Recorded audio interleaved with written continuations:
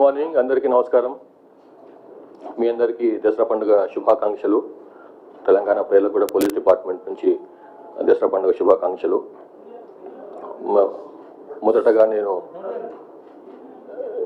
డీజీపీగా నియామకం చేసినటువంటి, తెలంగాణ రాష్ట్రానికి డీజీపీగా నియామకం చేసినటువంటి గౌరవ ముఖ్యమంత్రి రేవంత్ రెడ్డి గారికి, గౌరవ ఉప ముఖ్యమంత్రి బట్టి విక్రమార్క గారికి, అట్లానే తెలంగాణ రాష్ట్ర ప్రభుత్వానికి నా మనపూర్వకమైనటువంటి ధన్యవాదాలు. ఈ డీజీపీగా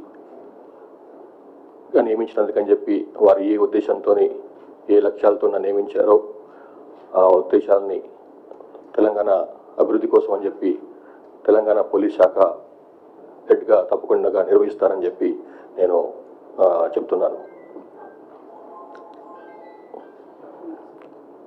సో టు స్టార్ట్ విత్, ఇప్పుడు ఫస్ట్ ఛాలెంజ్ మనకు తెలంగాణ పోలీస్ డిపార్ట్మెంట్కు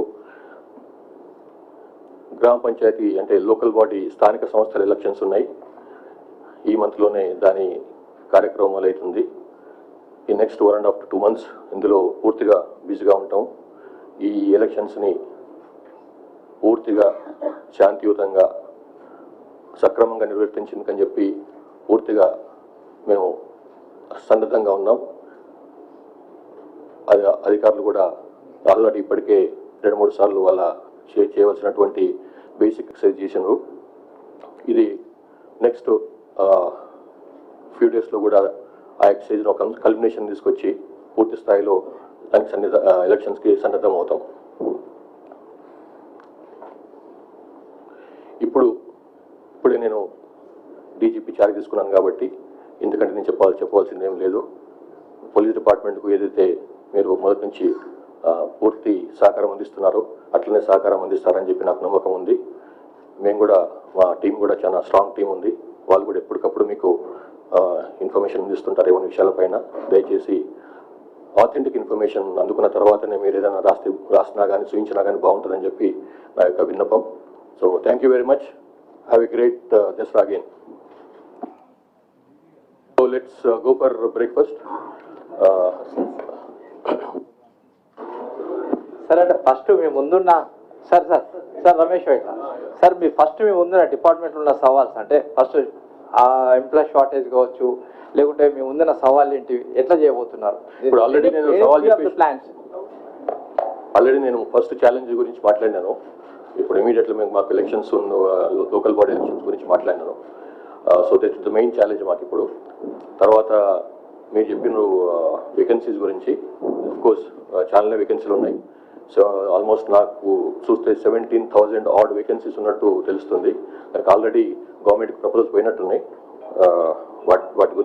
వాటిని నియామకం చేసేందుకని చెప్పి I think we can expect some త్వరలోనే దానిపైన కూడా నెక్స్ట్ కోర్స్ ఆఫ్ యాక్షన్ మొదలవుతుంది.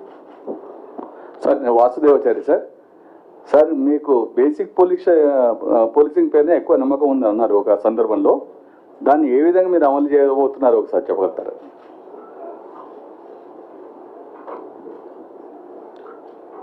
ఇప్పుడు బేసిక్ పోలీసింగ్ అంటే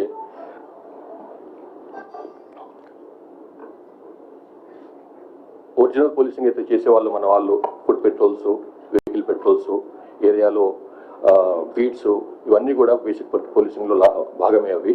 దాంతోపాటుగా ఇంటెలిజెన్స్ కలెక్షన్, బేసిక్గా ఫీల్డ్కి ఇంటెలిజెన్స్ కలెక్షన్ చేసుకోవటం, ఇదంతా కూడా బేసిక్ పోలీస్లో భాగం. దాన్ని చేసుకుంటూనే, ఆ బేసిక్ పోలీసింగ్ను చేసుకుంటూనే మేము టెక్నాలజీని కూడా ఉపయోగించుకుంటాము. ఆల్రెడీ మనకు బేసిక్ పోలీసింగ్ అంటే ఫీల్డ్లోకి వెళ్ళి వాళ్ళు మన పోలీస్ మెన్ ఆఫీసర్స్ ఉన్నారో వాళ్ళకి మనం ట్యాబ్స్ ఇచ్చినాము. వాళ్ళకు సెల్ ఫోన్స్లో ఎప్పటికప్పుడే ఇన్ఫర్మేషన్ ఇచ్చేందుకని చెప్పి మనం వాళ్ళకు సెల్ ఫోన్స్ ప్రొవైడ్ చేసినాము అఫీషియల్గా. అట్లాగే సీసీటీవీలు పెట్టినాము. అంటే it's a fusion of basic policing and technology.